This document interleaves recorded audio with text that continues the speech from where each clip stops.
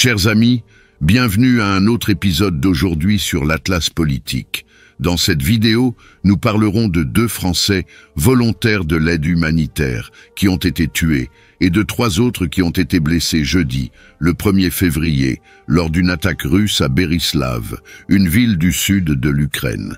Le ministre français des Affaires étrangères a déclaré que le nombre total de Français morts ou disparus en Ukraine depuis le début du conflit, qu'ils soient volontaires, partisans de Kiev ou de Moscou, reste difficile à établir.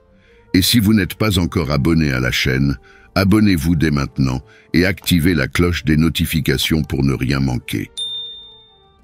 Les autorités ukrainiennes ont annoncé ce jeudi que 2 volontaires français sont décédés et plusieurs personnes ont été légèrement blessées lors d'une attaque russe contre Berislav, près de la ville de Kherson, dans le sud de l'Ukraine. Selon la police, il s'agissait d'une attaque menée par des drones. L'ONG Entraide, protestante suisse, active dans une trentaine de pays où les conflits armés sont abondants, a confirmé que les Français étaient simplement des collaborateurs humanitaires. Le parquet antiterroriste de Paris a annoncé dans la soirée du vendredi 2 février l'ouverture d'une enquête pour crimes de guerre, notamment pour l'attaque contre un travailleur humanitaire que le droit international ne considère pas comme combattant. Le président Emmanuel Macron a également fait une déclaration sur le réseau Voisin ce vendredi 2 février. Un acte lâche et indigne. Je pense à leurs proches et camarades blessés. Ma solidarité va à tous les volontaires engagés à aider les populations. Le ministre des Affaires étrangères, Stéphane Séjourné, a également exprimé son indignation envers ceux qu'il a appelés « barbarie russe ». La Russie devra répondre de ses crimes, ajoute Séjourné. Les tensions entre la France et la Russie ont augmenté ces dernières semaines, surtout depuis l'annonce du président Macron en janvier de nouvelles livraisons d'armes à Kiev. En analysant le contexte politique, la question se pose sur la raison pour laquelle la Russie aurait quelque chose contre la France.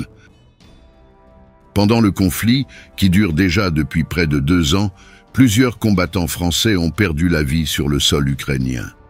Le 25 juin 2022, un porte-parole de l'armée ukrainienne a annoncé la mort d'Adrien Duguay-Leyoudek suite à une attaque d'artillerie russe dans la région de Kharkiv.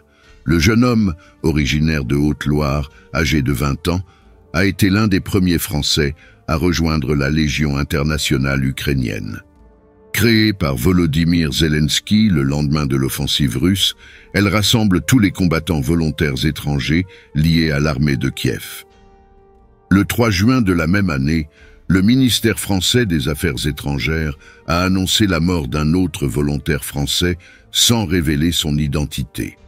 Kevin David, un jeune de 30 ans de la région d'Angers, a également été tué par balle dans la nuit du lundi 20 mars au mardi 21 mars 2023 à Bakhmout. Un paramètre significatif nous empêche d'estimer le nombre de combattants français décédés en Ukraine, les opérations de communication menées par le ministère de la Défense russe sur Telegram.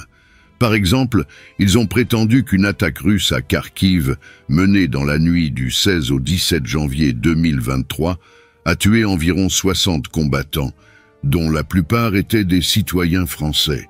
Cette même attaque aurait également blessé une vingtaine de personnes. Et dans le dernier incident que nous venons de voir, qui s'est produit dans la région et de l'Ukraine, 2 volontaires français ont perdu la vie lors d'un bombardement russe. Les victimes, qui se trouvaient dans la région pour fournir une aide humanitaire, ont été apparemment prises pour cible lors de cette attaque. La communauté internationale se demande maintenant si cet acte était spécifiquement dirigé contre les Français ou s'il s'agissait d'une tragique coïncidence. En analysant le contexte politique, se pose la question de savoir pourquoi la Russie aurait quelque chose contre la France.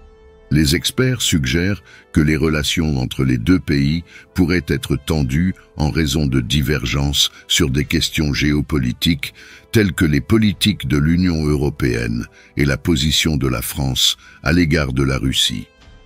Cependant, il est crucial de souligner qu'à ce jour, il n'y a pas de preuves concrètes indiquant que l'attaque était spécifiquement dirigée contre les volontaires français.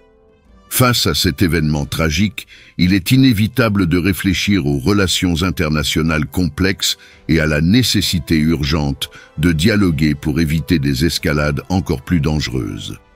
La communauté mondiale doit unir ses efforts pour rechercher une solution pacifique au conflit dans la région, afin d'éviter la perte de vies supplémentaires. Dans un moment marqué par l'incertitude et la tristesse, nous continuerons à suivre les développements de cet épisode tragique en Ukraine. Il est essentiel que la communauté internationale soit unie dans la recherche d'une résolution pacifique et équitable pour les conflits qui frappent la région, afin d'éviter d'autres pertes irréparables comme celles que nous avons vues aujourd'hui. Face à la récente attaque russe en Ukraine, la réflexion suivante émerge. Quelle stratégie pensez-vous être la plus efficace pour que la communauté internationale contribue à une solution pacifique? Renforcer les sanctions et exercer une pression diplomatique sur la Russie. Ou option 2, promouvoir des négociations de paix et un dialogue entre les parties impliquées. Nous aimerions entendre vos opinions dans les commentaires ci-dessous.